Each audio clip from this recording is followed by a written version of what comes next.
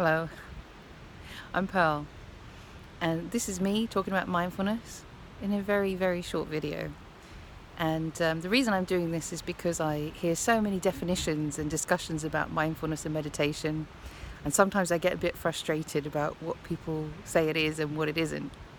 So my greatest teacher for mindfulness has been Thich Nhat Hanh, who has developed a community in Plum Village in the south of France near Bordeaux, and I was very lucky to be able to go down and study there for a day, but a day was enough for me because the way that Buddhist nuns and monks practice mindfulness is quite full on, and one lunchtime doing mindful eating was quite enough for me. It was quite intense, and I've written about that in my book.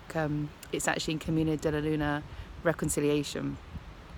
Sorry to give any spoilers if you are reading the books, but I just wanted to explain, and if you go very simply, mindfulness is so easy to explain, and it is just about being present in the moment, just being aware and bringing our mind to the present moment and focusing on the now.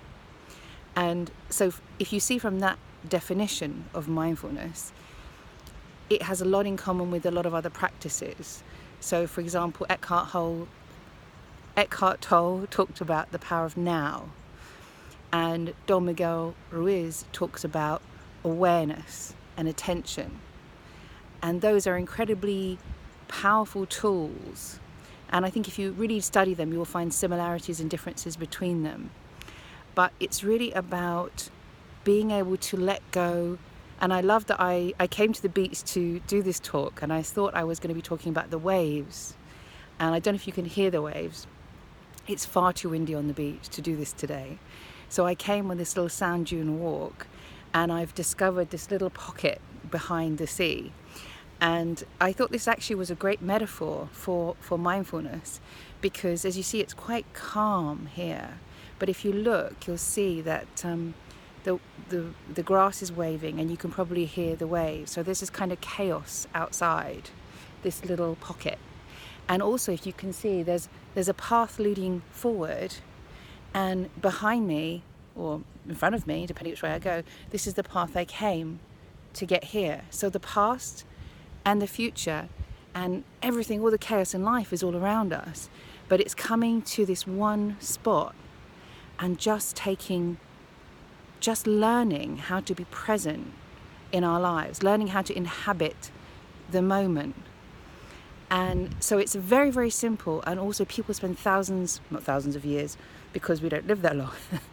But if you put together all the Buddhist monks and nuns, they spent thousands of years, and people who are not necessarily Buddhist nuns, practicing the state of being present, just being. And it's the beginning and the end of, I would say, most spiritual practice, because in coming to this stillness, that's when we find all the things come up that we need to deal with and we need to handle. So in finding peace, we find what is not peace. As soon as we try and find the state of peace, all these things that come up that won't let us rest. But also when we find that state of peace and the ability to be in one place, in one spot, and have focus on one thing, and to silence everything else, then that's an incredible tool for using in our lives to do so many things. And I'm trying to do this in 5 minutes, so I don't have time to say everything. But that tool of being able to be silent and at peace, even just for 1 second, is incredibly powerful, which is why people spend so long trying to master it. And there are many ways we can practice mindfulness, with our eating, with the way that we talk, just with sitting, mindful sitting. And it's very powerful. I say, please do go and read Thich Nhat Hanh. He's written hundreds of books on this subject. So 5 minutes is a very small time. But that's what I'm trying to do, is inhabit this 5 minutes and give you 5 minutes to understand what mindfulness is and what it isn't. Have a fantastic day. I hope you have the most beautiful day and this beautiful moment. Bye-bye.